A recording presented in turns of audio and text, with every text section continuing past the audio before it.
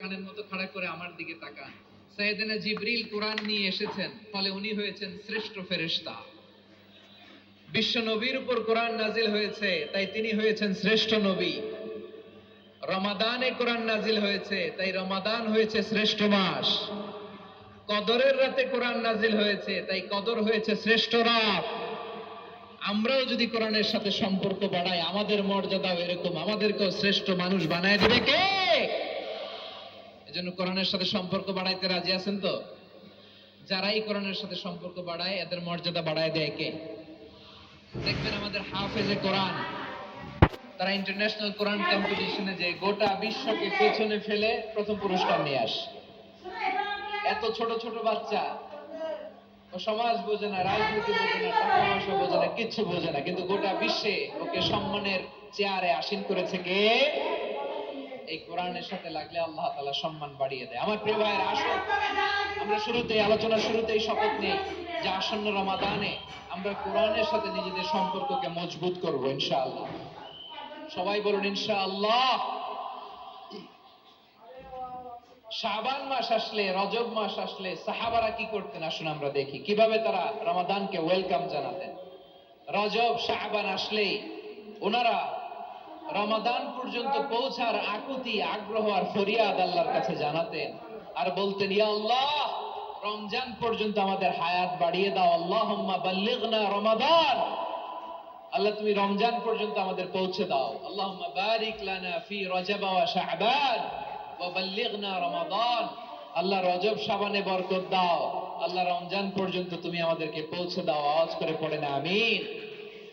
আমার প্রিয় চাঁপাইনবাবগঞ্জের ভাইরা, গত বছর অনেকের সাথে আমরা একসাথে রমাদান কাটিয়েছি, তাদের অনেকে দুনিয়াতে এখন বেঁচে নাই, এরকম আছে না নাই? এই যে আরো 7 দিন বাকি রমাদান আসতে, এই 7 দিন পর্যন্ত আমরা রমাদান পাবো, কোনো গ্যারান্টি আছে?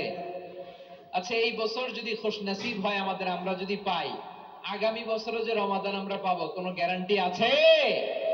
তাহলে আসুন আমরা ভেবে নেই, হতে পারে this Ramadan could be the last and final Ramadan in our life. হতে পারে এই রমাদানই হতে পারে আমার জীবনের শেষ রমাদান। ঠিক কিনা বলেন? তাই আসুন আমরা আল্লাহর কাছে দোয়া করি, আল্লাহুম্মা বাল্লিগনা রমাদান, আল্লাহ তুমি রমাদান পর্যন্ত আমাদেরকে পৌঁছে দাও। আওয়াজ করে পড়েন আমিন।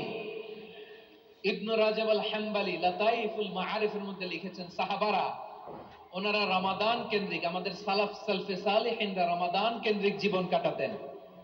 ওনারা রমজান আসার 6 মাস আগে আল্লাহর কাছে দোয়া করতেন, আল্লাহ রমজান পর্যন্ত পৌঁছে দাও। রমজান চলে যাওয়ার পরে বাকি 6 মাস আল্লাহর কাছে দোয়া করতেন, আল্লাহ এই রমাদানে যে ইবাদত করেছি, এই ইবাদত গুলো তুমি কবুল করে নাও। সুবহানাল্লাহ। তাহলে পুরো বছর রমাদান কেন্দ্রিক জীবন। রমজান আসার আগে 6 মাস দোয়া করতো, আল্লাহ আমরা যেন রমজান পাই। রমজান চলে যাওয়ার পরে বাকি 6 মাস বলতো, আল্লাহ রমজানে যে ইবাদত করেছি এগুলো তুমি কবুল করে নাও। সুবহানাল্লাহ।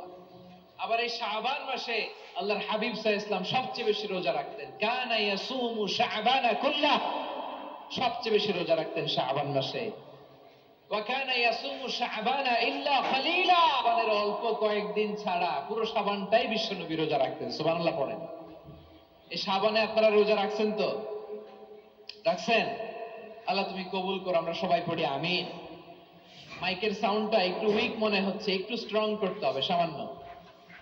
মাইক অপারেটর যিনি আছেন একটু স্ট্রং করবেন, আমার শাউট করে কথা বলা লাগতেছে, একটু স্ট্রং করবেন মেহেরবানি করে, মাইকের সাউন্ডটা একটু স্ট্রং করবেন। প্রিয় ভাইয়েরা, এই